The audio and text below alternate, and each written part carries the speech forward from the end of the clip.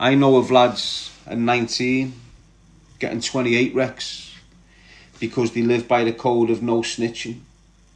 And they never done fall in that conspiracy to murder, but move a gun from A to B, which was an assistant offender. But because they've got these adults screaming at them, say not guilty, don't do nothing, don't do da-da-da-da-da. Even though the adults know. For example, look, when I'm on trial, I've ran a few trials at this point. You know, I'll go in 2-4, I'm on remand till the middle of 2-7. Okay? In that duration of 2.5 years, they were throwing indictments at me left, right and centre. So I had conspiracy to possess firearms to cause blackmail, conspiracy to play Class A twice, conspiracy to kidnap, possess, all this mad. Main charge was the conspiracy to murder.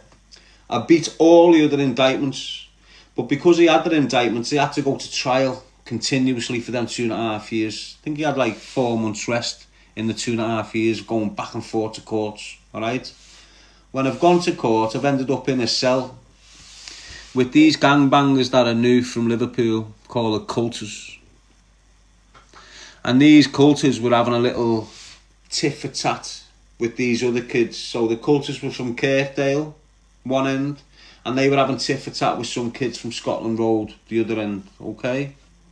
Now I'm in this cell, and I'm well known by these kids. I've mixed with the majority of them when I was a youth. So I'm in this cell. You know, you've got the Coulter brothers who are adults, 28s, 29s, 30s. And then you've got this one co-accused called Wes Porter, who was only 18 years old. Alright? Now I'm in this holding cell with these. I've never been in a cell with them before. I'm in them. They've got the depositions. And people used to give me the depositions and I'd read them and give them my opinion on them. So while I'm in this cell with these Coulters, I'm reading these depositions. And as I'm going through them, it is quite obvious that the Coulters are going to get guilties. And when I'm looking at the depositions relating to young Wes Porter, it's quite obvious that the only thing he's done in this conspiracy to murder was being told to pick a firearm up and take the firearm there. That's all he's done. He hasn't known what the firearm was used for. He hasn't known anything about it. He's just been told by them elders, the Coulters, to go and get this firearm and take it from A to B. So I'm saying to the Coulters, why aren't you going guilty and telling this kid to be truthful and go not guilty and go for the assistant offender? Well, we might do, lad, we might do. I'm looking at little Wes and saying to Wes, lad, you need to go in there and tell them what part you played, and you will get 5 years for assisting an offender. That's it. You need to get up there. You need to state what you've done. Get yourself out because these are getting lifed off. This is what I'm saying to young Wes, right? He's not listening. He was listening when I was there. But the minute I've walked out the cell, you've got them adults, them Coulters, back on him. Just go not guilty, lad. We're all walking. It was quite obvious from the depositions that they're not walking. You're getting guilties and you're getting a 30 wreck. Why the f*** are you going to let this 18-year-old kid go down with you? He kept his mouth shut. He listened to the adults. He went into court, got found guilty for conspiracy to murder because he never opened his mouth properly. It wouldn't have been snitching because these Coulters was banged to rights. Banged to rights. They had the cars, they had CCTV, they had the firearm. They had witnesses against them. They were just riding it out because they had nothing to lose. So when I'm fuming on the Coulters saying, nah, you need to let this kid go. You need to let this kid get up and put his piece in so he gets this assistant offender. I've gone out. They've got back on him, told him to keep his mouth shut. He's kept his mouth shut. And boom, there you go, 28-year recommendation. And all he done, mate, was went, because he was told by his elders, go there, lad, pick this up and take it back down there for us. That's all he done. Went and picked the firearm up, took the firearm down there, and he got 28 years. Think about that. Think about what I'm saying to you. Do you understand? Now, these days, that's talking 2000s. Here we are 20 years later. These days, them adults don't take that risks no more. Them adults are grooming and manipulating young lads to get the firearm, go and shoot him with it, and just risk 30 wrecks. And that's what you're seeing in Liverpool now. Groomed young men getting wrecked off for adults. What's a 30 wreck? That's 30 years in prison before you're considered for parole. Do you understand what I mean, lad? And you know what? Don't think it doesn't happen. It's up and down the country that's happening. Whether you're in Manchester, London, Birmingham, Glasgow, Ireland. Well, Ireland's a bit different because the law's different. But in this country, it doesn't matter where you are.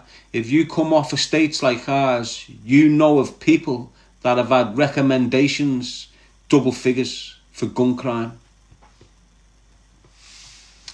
Do you understand what I'm saying? The point I'm trying to make is, don't risk your freedom for dirty, dying, dealing scumbags that don't give two about you. Now, you've probably got Wes Porter. What's he in now? He's like 15 years into his sentence. So, for example, he's gone in at 18. He's now 36 or something. And he's still got 10 left before he's considered. Do you understand what I'm saying? So it is what it is. You need to really contemplate on what you're doing. Understand what you're doing with yourself. If you are part of that group, it's very difficult, depending on how long you've been around it, to come away from it. You know, they deem you a risk. You know too much.